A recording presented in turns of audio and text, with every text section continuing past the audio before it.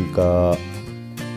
법구경, 법구비유경 제44회차 서길봉입니다. 오늘은 법구경 제10방일품 가운데요, 제7장에서 8장에 대해 살펴보는데요.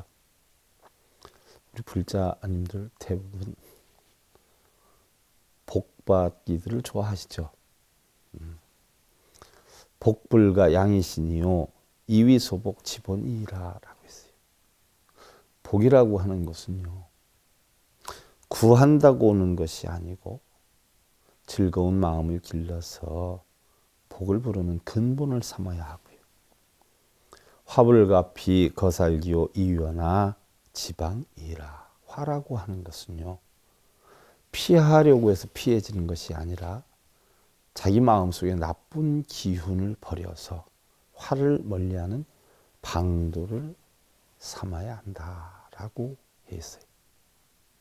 복과 화는요, 스스로 씨앗을 뿌리고 거두는 것이에요. 어떤 대상에게 아무리 복을 달라고 빌어도 복이 오는 것은 아니고요.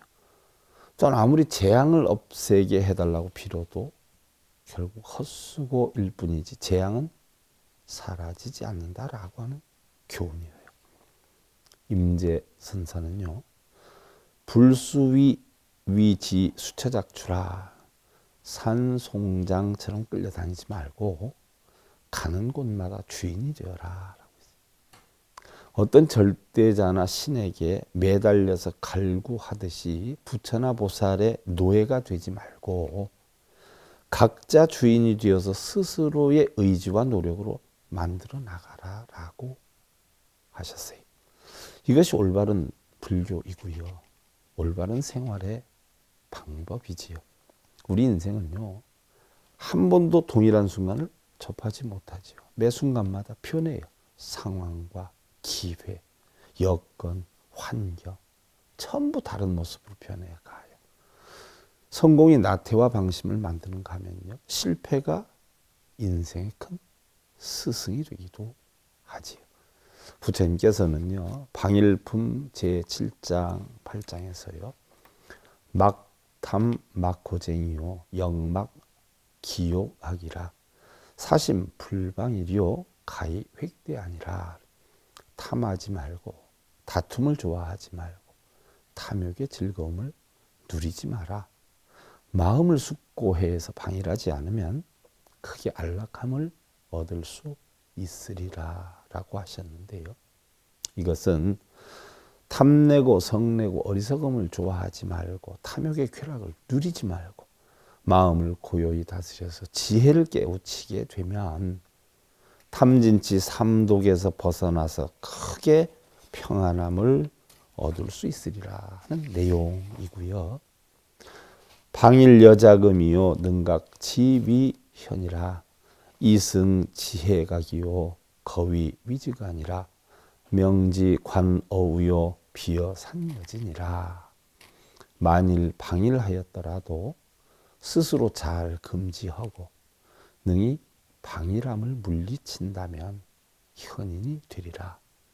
그러면 이미 지혜의 높은 누각에 올라서 위태로움 버리고 안락함을 얻을 것이요, 밝은 지혜로 어리석은 자를 보는 것이 마치 산 위에서 평지를 보는 것과 같으리라고 하셨는데요. 이것은 그동안 탐내고 성내고 어리석었다라고 하더라도 스스로 계율 선정 지혜의 이치로서 삼독심을 잘 제어를 하면 깨달음을 얻게 되나니, 그러면 저 언덕에 피안에 올라서 생사를 버리고 열반낙을 이룰 것이요, 깨달음의 오온이 공한 이치로 중생들을 보는 것이 마치 피안에서 차 안의 세계를 보는 것과 같으리 하는 내용인데요. 우리네 인생에는요, 희로애락이 있어요. 형성되고 안주하고 멸하고 공하는 성주개공의 이치가 있고요, 또한 생주멸의 이치가 있어요. 그러나 본래 마음은 그대로이고 우리가 거울에 물체를 비치면 물체의 모습에 따라 비추어지는 모습이 바뀌지만 물체의 향기나 냄새가 거울에 배이지 않고요, 거울은 그대로이듯이 구름 또한 생겨났다 없어졌다 오가기도 하지만 허공은 그대로예요.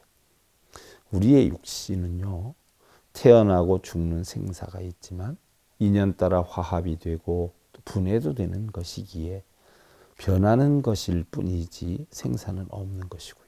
또 마음의 생사 또한 없다라고 하는 것이지요.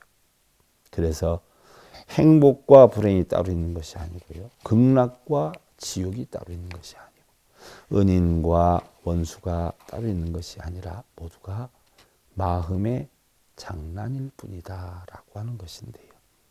우리 불자님들 천수경을 보면요. 정법계 진언이 있어요. 옴남에 해당이 되지요. 옴남은 탐진치가 없었던 본래 마음으로 돌아가겠나이다 이 뜻이에요. 또 호신진언이 있어요. 호신진언의 옴칠임은 본래의 본성으로 돌아가기 위해서 그동안 알게 모르게 쌓아놓았던 걱정, 근심, 번뇌의 때를 말끔히 비우겠습니다 하는 뜻이에요. 이러한 뜻을 뒤에 살펴보면서요. 불자님들 청정한 삶 이루시길 기원드리면서 법구경, 법구비유 제 44회차 서일봉했습니다. 감사드립니다. 여러분 성불하십시오.